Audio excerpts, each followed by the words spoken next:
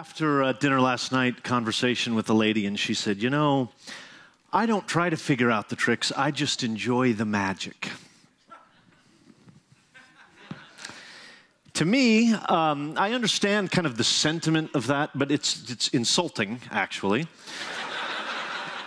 Because for a magician, for a conjuring magician, there is, and you don't want, the willing suspension of disbelief.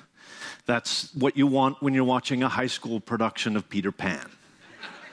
When you can see the wires that float Peter across the stage, but you erase them with your imagination, the willing suspension of disbelief, that's fine. But for a magician, and that's what I am, I want you to bring everything you've got to the table. And with all of your experience and all of your knowledge and all of your might, try to understand what you're seeing. That's the only way you'll know that what you're seeing is impossible. Right?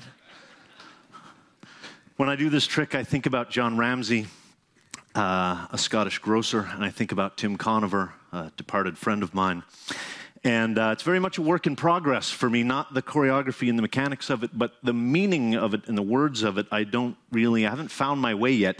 But that's no reason, I don't think, to not share with you something that is miraculous in a certain way. So I have some unusual props, which I'll introduce you to in a moment. The important props for you, though, are these 4 silver dollars. Those are Morgan dollars from the 1800s.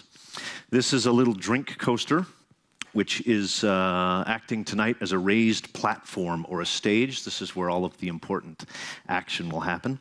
And the little piece of cork, which sits on the stage.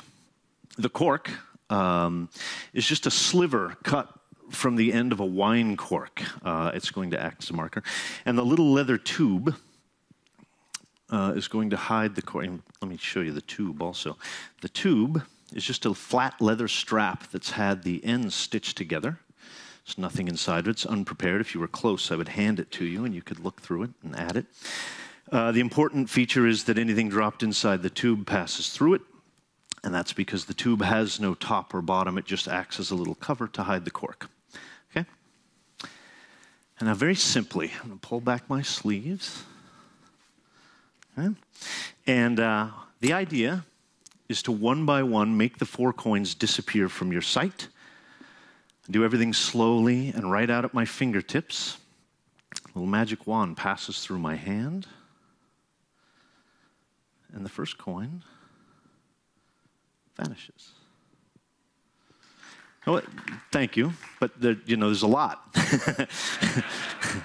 And it reappears then inside the little tube with the piece of cork.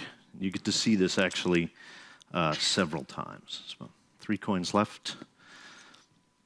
So once again, 1 coin, 2 coins, and that 3rd coin is just touched lightly with the end of the wand, and it disappears. Now, when people are close to me at this point, they usually grab hold of my hands, and they start looking, and I had a woman once say, you must have a pocket or a slit in your skin. And it's actually true, and I can prove it. Take the little coin, and I push it right there through the back of my hand. It appears on the inside. Or I push it through to the inside, and then I touch it with the magic wand like this, and it instantly disappears. That leaves the final coin. And it'll go slow motion from here. Actually, you know what? We'll do it long distance like this. From here, across the table and over to there. Pop. And now just to make sure that you don't get any sleep tonight when you think about this, they appear underneath the little piece of cork. There they are. 1, 2, 3. Okay. Okay.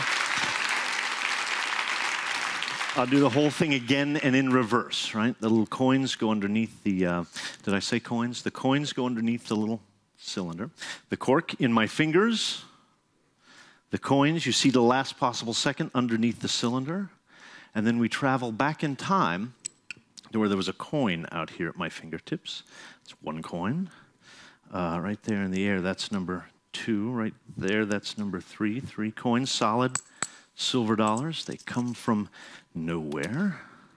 3 coins. Oh, there was one more, as I recall. Yes, there it is. 1, 2, 3. 4 coins back out of the cylinder and into my fingers. Little cork, if you've been paying attention, is already gone. And it appears, you guessed it, back over there underneath the little cylinder that has no bottom and no top. Thank you.